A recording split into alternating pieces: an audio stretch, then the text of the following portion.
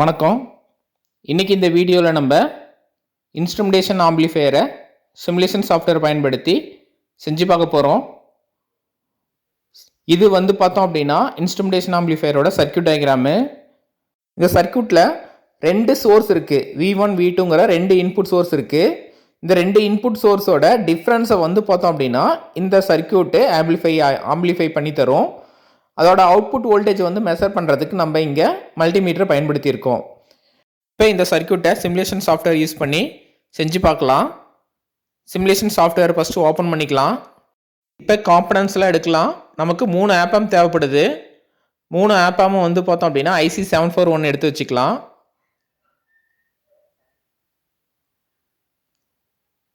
மூணு operation amplifier எடுத்தாச்சு. அடுத்து நம்ம ரெசிஸ்டர் தேவைப்படுது. ரெசிஸ்டர் பேசிக்கில் இருக்கும். நமக்கு 4 10 கிலோ ஓம் ரெசிஸ்டன்ஸ் தேவைப்படுது. 3 5 கிலோ ஓம் ரெசிஸ்டர் தேவைப்படுது. 10 கிலோ ஓம் எடுத்துக்கலாம். ஃபஸ்ட்டு 4 எடுத்துக்கலாம்.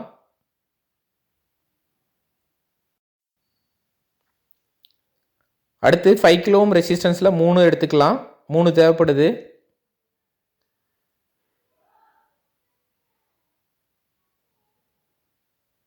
அடுத்து நமக்கு கிரவுண்டு VCCலாம் தேவைப்படுது. கிரவுண்ட் எடுத்துக்கலாம். டிசி பவர் சோர்ஸ் பார்த்திங்கன்னா நமக்கு 2 சோர்ஸ் தேவைப்படுது, V1 V2. Appam power supply positive VCC 3 எடுத்துக்கலாம். அதேமாதிரி பார்த்திங்கன்னா நெகட்டிவ் கொடுக்கறதுக்கு நெகட்டிவில் VEE எடுத்துக்கலாம், 3 எடுத்துக்கலாம்.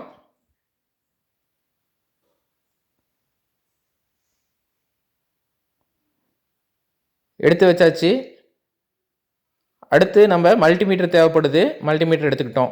அவ்வளோதான், எல்லா காம்பனன்ட்ஸும் நம்ம எடுத்தாச்சு. இப்போ ஃபுல் ஸ்க்ரீன் வச்சுட்டு சர்க்யூட்டை கனெக்ட் பண்ணலாம். F11 ப்ரெஸ் பண்ணிக்கலாம். ஆப்பம்லாம் எடுத்து வச்சுருக்கோம். இப்போ ரெசிஸ்டன்ஸ் எடுத்து கரெக்டாக ப்ளேஸ் பண்ணலாம்.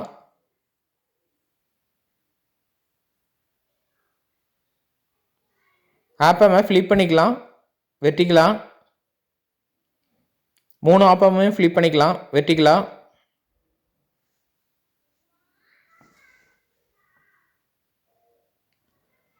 ரெசிஸ்டன்ஸில் எடுத்து ப்ளேஸ் பண்ணிவிட்டு கனெக்ஷன் கொடுக்கலாம். பவர் சப்ளை எடுத்து ஃபஸ்ட்டு கனெக்ட் பண்ணிடலாம். ஆப்பம் பவர் சப்ளை எல்லாம் எடுத்து கனெக்ட் பண்ணலாம். முதல்ல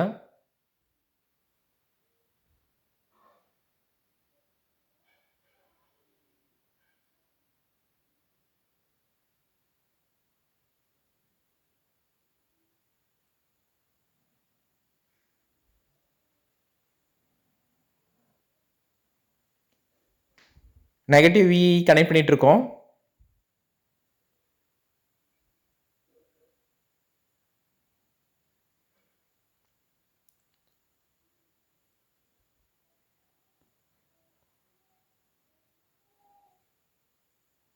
ஃபீட்பேக் ரெசிஸ்டன்ஸ் கனெக்ட் பண்ணிடலாம்.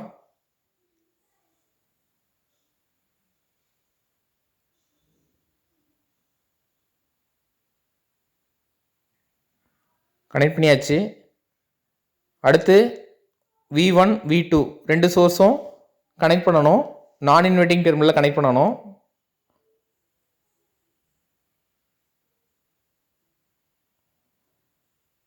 கனெக்ஷன் பண்ணிடலாம். V2 கீழே இருக்கிற ஆப்பமுக்கும் V1 மேலே இருக்கிற ஆப்பமுக்கும் கொடுத்துடலாம். அடுத்து ரெசிஸ்டன்ஸ் பார்த்தோம் அப்படின்னா ரெண்டு ஆப்பமோட இன்வெர்ட்டிங் டெர்மினலுக்கு நடுவில் கனெக்ட் பண்ணணும் இல்லைங்களா, அந்த ரெசிஸ்டன்ஸ் எடுத்து வச்சுருக்கோம். கனெக்ட் பண்ணிடலாம்.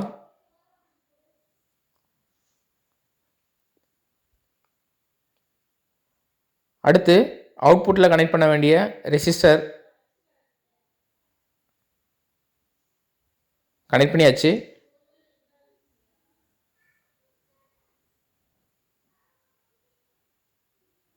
இது ரெண்டும் மேலே இருக்கிறது மைனஸ்லேயும் கீழே இருக்கிறது ப்ளஸ்லேயும் கனெக்ட் பண்ணணும். கனெக்ட் பண்ணிடலாம். இது டிஃபரன்ஷியல் ஆம்பிளிஃபையரு.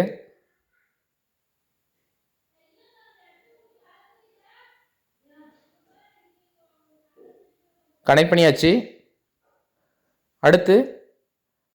அடுத்து ஆப்பம் 3க்கு வந்து பார்த்தோம் அப்படின்னா நெகட்டிவ் விஇ கனெக்ட் பண்ணணும். அடுத்து ரெசிஸ்டன்ஸ், ஃபீட்பேக் ரெசிஸ்டன்ஸு எடுத்து வச்சுக்கலாம்.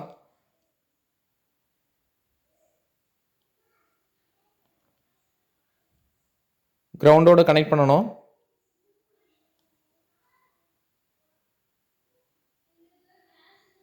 ஃபீட்பேக் ரெசிஸ்டன்ஸ் கனெக்ட் பண்ணிடலாம்.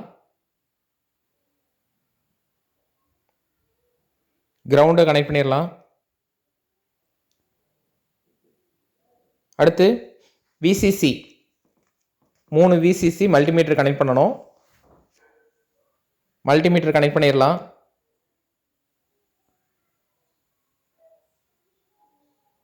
அடுத்து விசிசி 3ஐயும் ரொட்டேட் பண்ணிக்கலாம். Control of plus R. ஒவ்வொரு ஆப்பமோட 7th டெர்மினலில் விசிசி கனெக்ட் பண்ணணும்.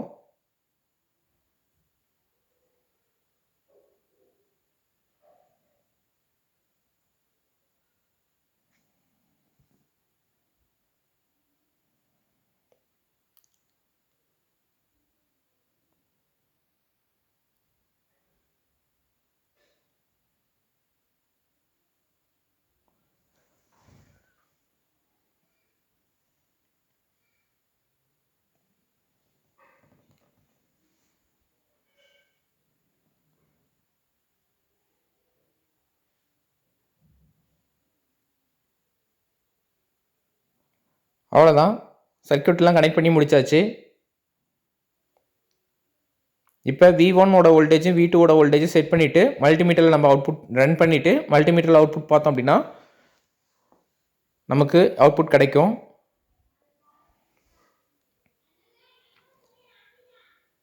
V1ஓட வோல்டேஜ்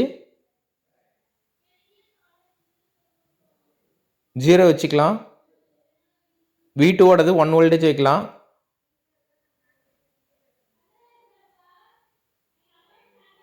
இப்போ ரன் பண்ணுறதுக்கு F5 ப்ரெஸ் பண்ணணும் அப்படின்னா நமக்கு அவுட்புட் கிடைக்கும். அவுட்புட் கிடைக்குது. நம்ம ஆப்பாமோட பவர் சப்ளைலாம் மாற்றிட்டு, அதாவது ஆப்பாமுக்கு கொடுக்குற வோல்டேஜ் சப்ளை இருக்கு இல்லைங்களா, அது வந்து 5 வோல்டேஜ் கொடுத்துருக்கோம். நம்ம 12 வோல்டேஜ் வச்சுட்டு நம்ம அவுட்புட் செக் பண்ணி பார்க்கலாம்.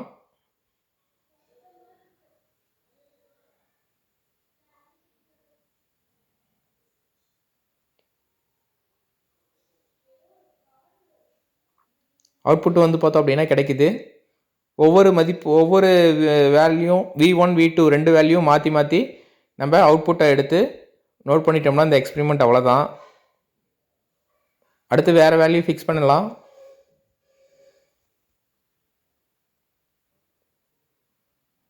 ஒன் 0 கொடுக்குறோம்.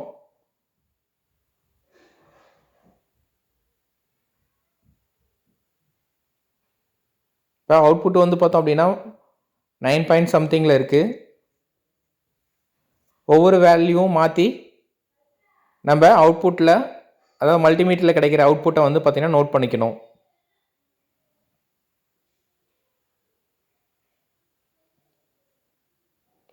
$2.5 வோல்டேஜ் வச்சுருக்கோம். இதுக்கு அவுட்புட் வந்து பார்த்தோம் அப்படின்னா நமக்கு 4 வோல்டேஜ் ரேஞ்சில் கிடைக்குது. அடுத்து V2ஓட மதிப்பை மாற்றலாம். 10.02 கிடைக்குது. அடுத்து V2ஓட வேல்யூ மாற்றலாம். 5 வோல்டேஜ் வச்சுருக்கோம். அவுட்புட்டு 11 பாயிண்டில் கிடைக்குது. V1ஓட மதிப்பை மாற்றிட்டு செக் பண்ணி பார்க்கலாம்.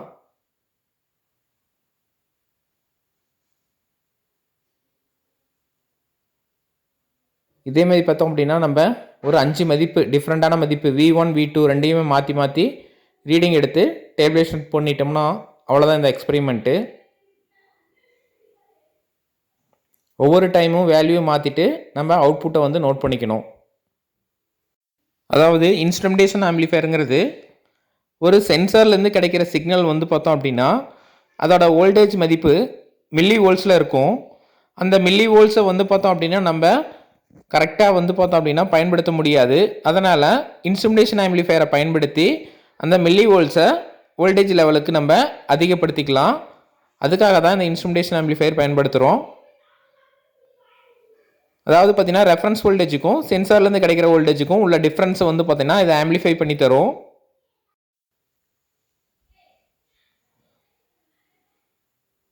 Okay, thank you.